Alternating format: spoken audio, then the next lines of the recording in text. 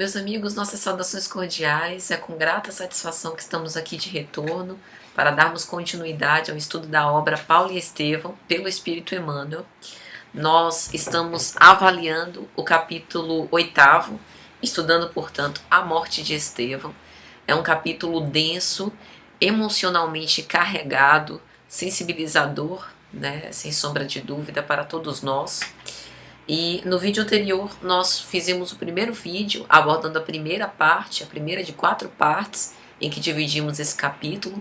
Então, portanto, aqui nós falamos sobre as promessas de amor de Saulo de Tarso em relação a Abigail, de como que ele sentia na estrada de Jope, na casa de Ruth e Zacarias, onde Abigail morava, o pouso de consolação para as suas lutas, as suas batalhas que ele travava no Sinédrio. E nesse íntere, entre juras de amor, promessas de casamento, de formação do seu lar, frutuoso, feliz, venturoso, ditoso, é que nós paramos, né? Então agora nós estamos nos preparativos que antecedem a cena do apedrejamento de Estevão. Esse evento lamentável do cristianismo primitivo e da obra Paulo e Estevão. Então o nosso vídeo hoje visa dar continuidade a essa história. Bom, Emmanuel vai dizer que Saulo, depois de ter visitado Abigail e de ter feito todas essas promessas, ele estava envolvido por uma atmosfera especial. Havia regressado de Jope para Jerusalém feliz, né? E daí a alguns dias, Saulo, na companhia de Abigail e Dalila, vão para Jerusalém. Dalila encarrega-se de vesti-la adequadamente, como uma moça com seus dotes naturais de beleza ressaltavam, né, perante os olhos de todos, e além disso, sua doçura, suavidade, a sua inteligência, o conhecimento profundo das leis. E aí Emmanuel vai dizer como que ela encantava a todos, demonstrando os seus patrimônios morais, né? A vida de uma mulher honrada, que sabia o papel importante de uma família e o papel da mulher neste lar, que era aquela educação precípua dos filhos, era o porto de consolação das vicissitudes, né, do dia, como se fosse uma redoma preciosa. A própria construção do reino de Deus na terra era sintetizada na figura do lar, em especial em torno da figura feminina. E como que as moças de Corinto, com seus desregramentos, com desrespeito à instituição familiar e a estes valores morais, como ela se sentia desidentificada em relação a isso. E aí Emmanuel vai dizer que ela, por isso, né, parecia se distanciar profundamente das futilidades que caracterizavam a mocidade da época. Ela, na flor dos seus 18 anos, bem jovem, com todos aqueles anseios de juventude e de mocidade, mas devido ao seu temperamento ternuroso, afetuoso, doce, suave, e também fruto da convivência com Gesiel nos seus anos primaveris, né, da sua primeira mocidade, junto também com a formação moral da mãezinha, então tudo isso havia feito com que ela tivesse esses tesouros imperecíveis na sua alma cristalina. E aí, Emmanuel vai dizer que o doutor de Tarso se sentia orgulhoso, porque não poderia ter escolhido alguém que pudesse sintetizar todos esses predicados, esses valores morais de uma figura feminina tão formosa quanto Abigail. E ao notar a admiração geral, ele se sentia especialmente orgulhoso de ter ao seu lado alguém que as outras pessoas também julgavam ser alguém muito especial. E a sua personalidade, né, como Emmanuel vai dizer, vibrante e carinhosa, acabava por comover as pessoas, né, naquela figura de menina que estava virando uma grande mulher.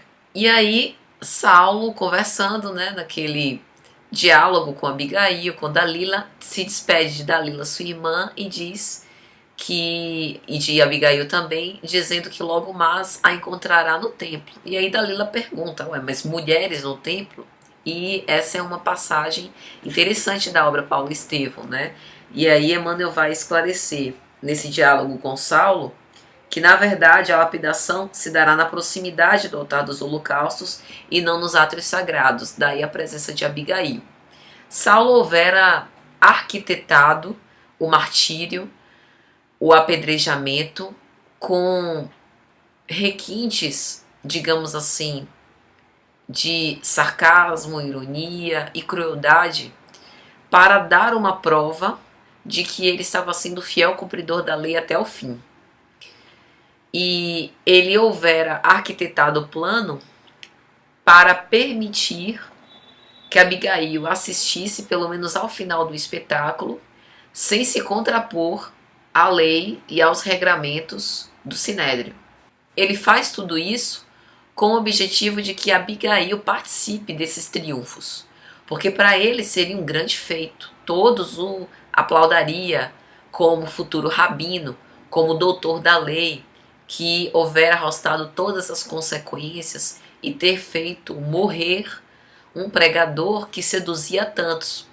Então, colocando sobre Estevão as impugnações de um blasfemo, um caluniador, um malfeitor comum e levando-o até as últimas consequências, tirando-lhe a vida, né, extinguindo-lhe a vida através do apedrejamento, ele na verdade mandava um grande recado para os cristãos primitivos. Então é como se ele abreviasse muito trabalho, dizendo assim, olha, quem quer seguir o cristianismo, o nazareno, ordinário, como ele costumava se referir a Jesus, saiba que se eu pegar, a destinação é algo similar àquilo que está acontecendo com Estevão. Então, na verdade, Estevão foi uma vitrine para as tratativas que ele ia dar se os casos dos cristãos fossem para suas mãos.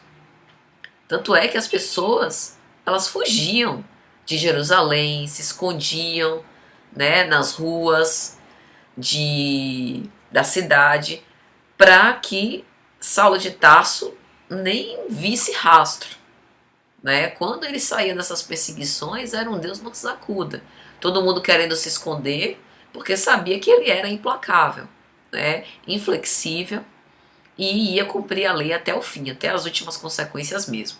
E diante desse cenário, Abigail, conhecendo Saulo como já conhecia, sabendo da sua inflexibilidade, sabendo que quando ele tomava uma decisão não tinha quem o dissuadisse daquilo, coloca uma inflexão terna e carinhosa na voz e lhe pergunta: Saulo, em último recurso, você não acha que deveria dar a esse prisioneiro mais uma chance dele voltar atrás em relação a insultar a lei?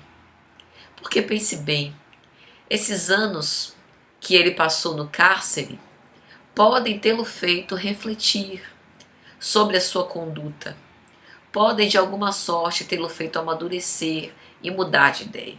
Pergunta-lhe mais uma vez se ele não decide desistir dessa fé a que ele tanto se afeiçoou antes de proclamar o apedrejamento.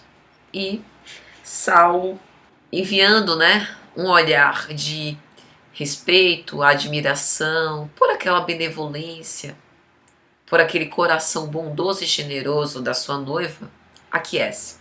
Assim farei. E aí nós estamos no dia da morte. Desde que o dia alvoreceu, aquela movimentação estranha, dentro do sinédrio, as pessoas alvoroçadas.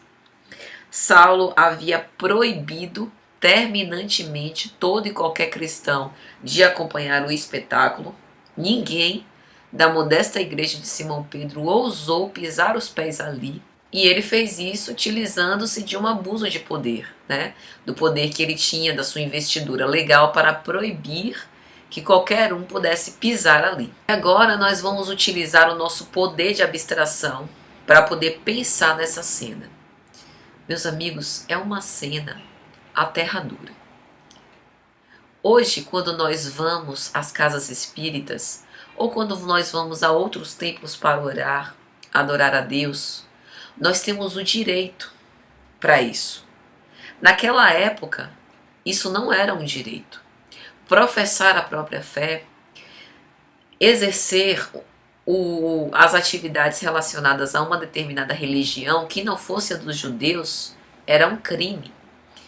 E pregar sobre outras doutrinas que não fossem a lei de Moisés também. Por isso as acusações sobre Estevão, de blasfemo, de caluniador, hoje pra gente até repugna a razão. Como assim blasfemo e caluniador? Ele estava falando Cristo, dos ensinamentos do Cristo. Mas é porque nós precisamos entender o cenário da época.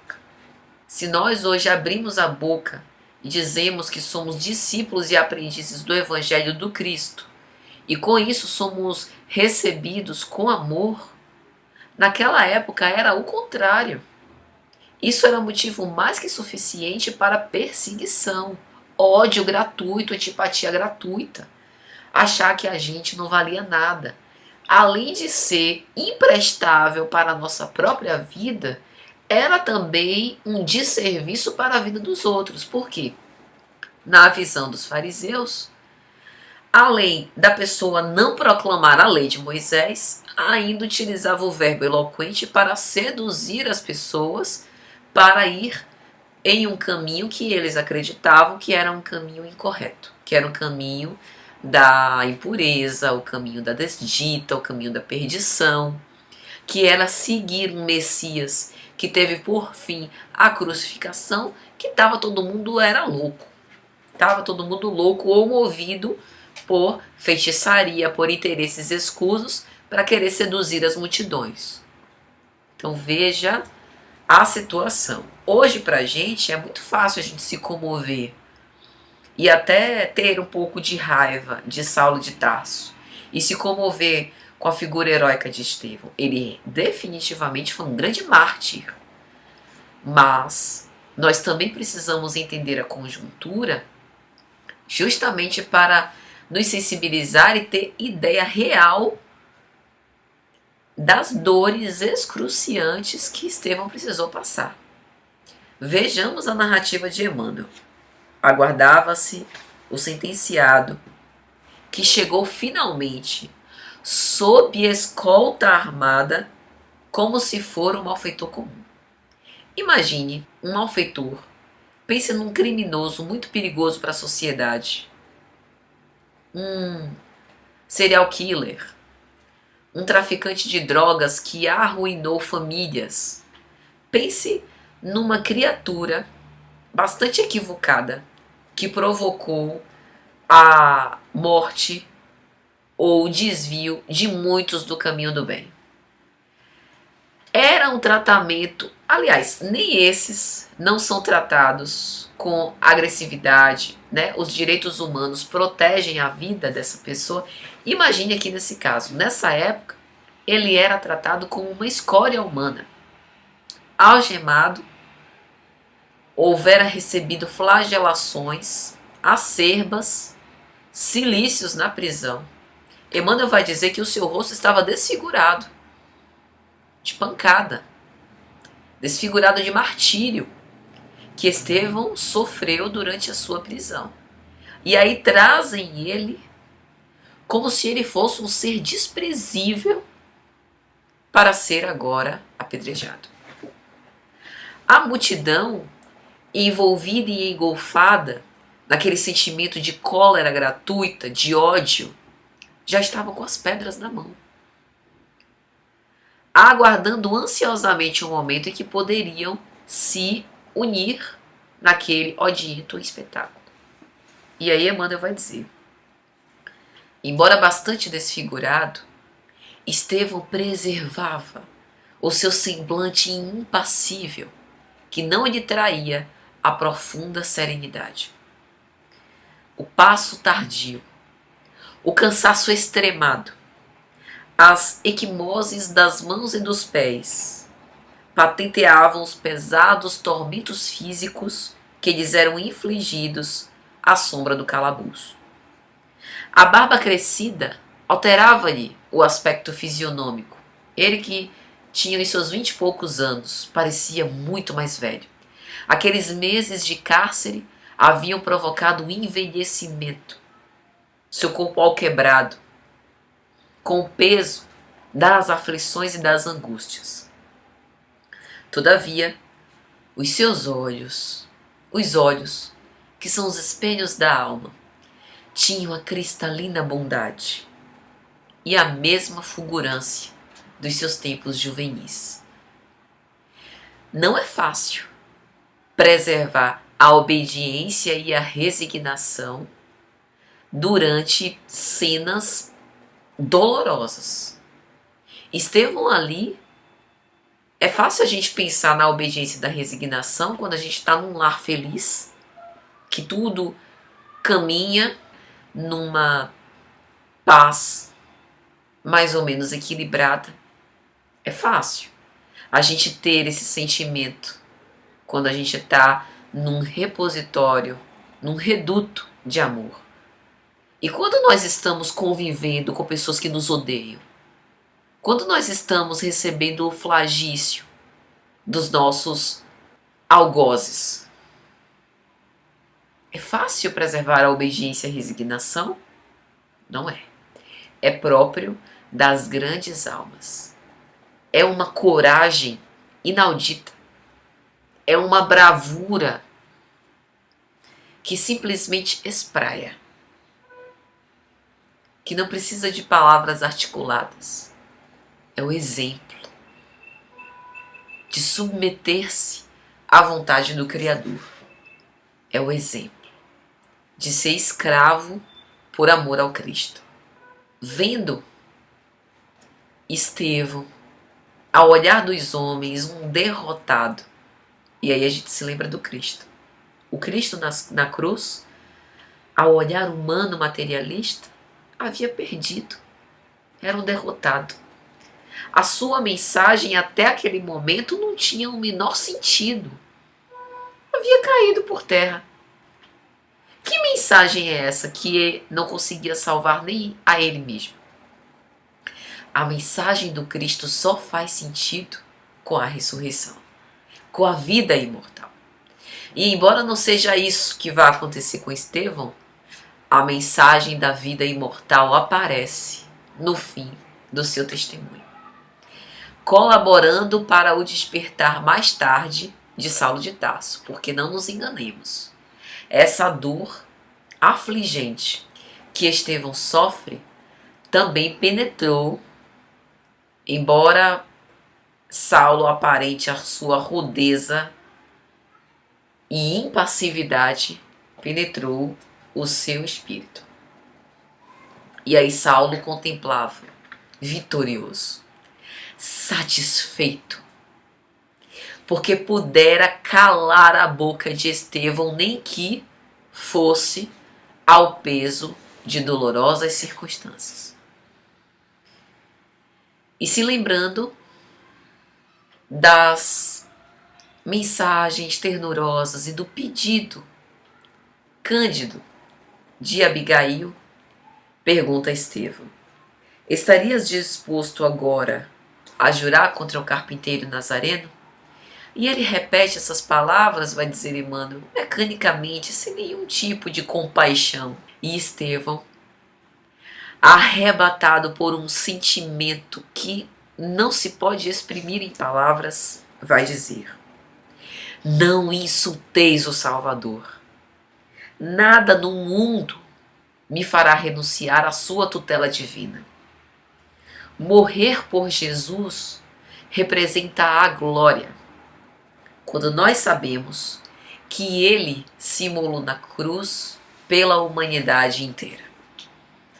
E perante aquela coragem que Saulo não conseguia perceber e tocar, ele diz: basta, apedrejemo-lo o quanto antes, blasfemo e caluniador. E quando eu li isso de Emmanuel, eu me lembrei do discurso de Jesus no Sermão do Monte. Vai dizer: ouvistes o que foi dito, Não matarás. Aquele que matar terá de responder no tribunal. Eu, porém, vos digo: todo aquele que se encolerizar contra o seu irmão terá de responder no tribunal. Estará sujeito ao julgamento no sinédrio. Aquele que lhe chamar renegado terá de responder. Portanto, se estiveres para trazer uma oferta ao altar e se lembrar que o teu irmão tem alguma coisa contra ti, deixa a oferta no altar e retorna para reconciliar-te com o teu adversário. Mateus, capítulo 5, versículos 21 até 26. E nós vamos ver que no final dessa história vai ter um convite a essa reconciliação. E naquele momento, a gritaria ensurdecedora tomava conta do pátio. Foi necessária a intervenção dos soldados para que eles não estraçalhassem Estevão ali mesmo. Saulo, ordenando a intervenção dos soldados não para salvar Estevão, mas para preservar que o ritual, que a cerimônia fosse cumprida em todas as suas etapas, pede que levem o prisioneiro para outro lugar. E ali começavam as reflexões desse grande apóstolo. Estevão estava com o rosto ruborizado. Os seus sentimentos, a sua mocidade, a sua juventude, a sua honestidade e até a sua dignidade, naquele momento, afloravam.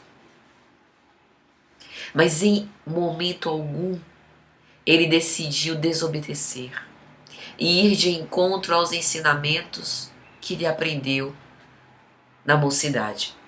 Ele se sentia envergonhado. A humilhação lhe doía profundo demais. Afligia sua alma sensível.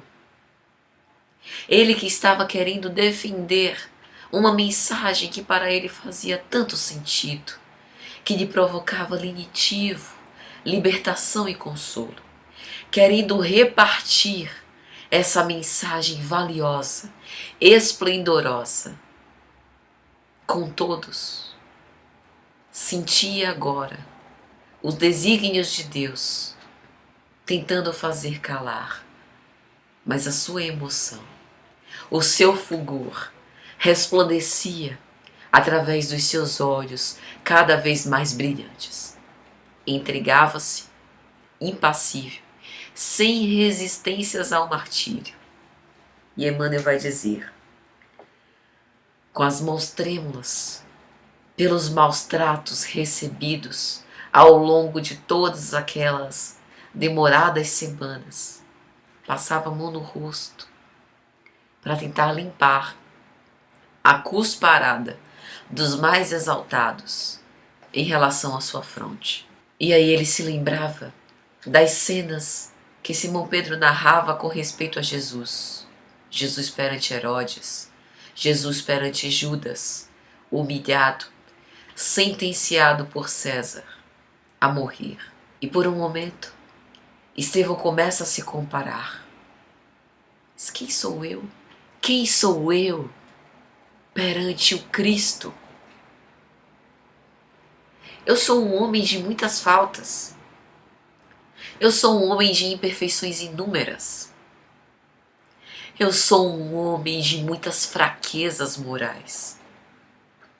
Eu, comparado com Cristo, tenho um abismo imenso a transpor. Portanto, tenho mais é que aceitar as flagelações. Tenho mais é que aceitar as impugnações, por amor ao divino Messias, ao detentor de toda a glória. E ao invés de hesitar, Estevão sentia o pranto correr solto pelo seu rosto lacerado.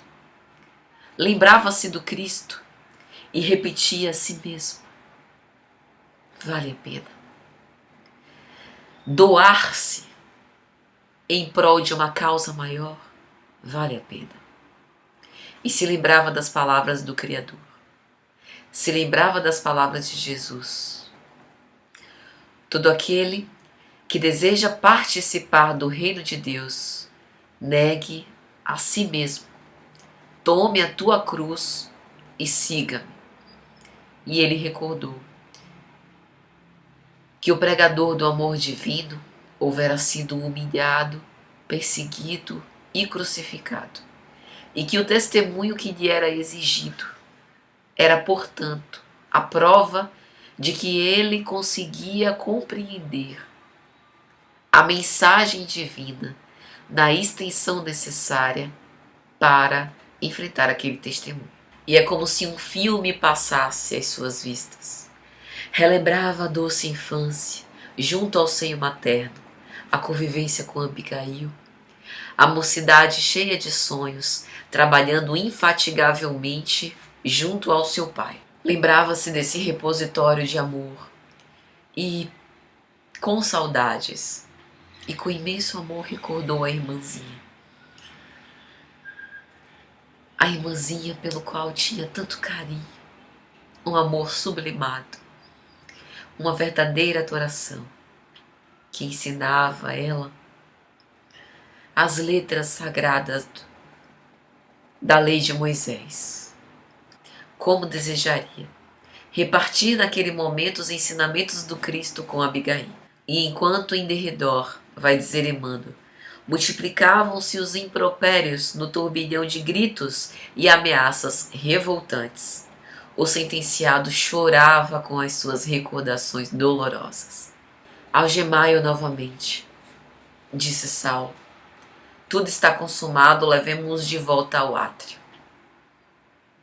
Estevão, sem demonstrar nenhum gesto de resistência, já com seu corpo alquebrado e muito ferido, na agressividade de um daqueles soldados, rompe-se um ferimento em um dos seus pulsos, que começa a borbotar de sangue e inundar, ensopar as suas vestes rotas, já rasgadas, mas por uma razão estranha aos olhos daqueles homens. Ele tinha uma serenidade implacável. É como se os ensinamentos e os pensamentos elevados no Criador tivessem dulcificando a sua alma, preparando-a para os momentos mais graves do testemunho. E assim, confiante na bondade divina, confiante na missão e no testemunho do Cristo, Estevão seguia com desassombro, caminhando, ainda que a passos trôpegos devido à sua condição muito depauperada, para o seu grande testemunho. É o que vamos ver no próximo vídeo, meus amigos. Até a próxima, se Jesus permitir.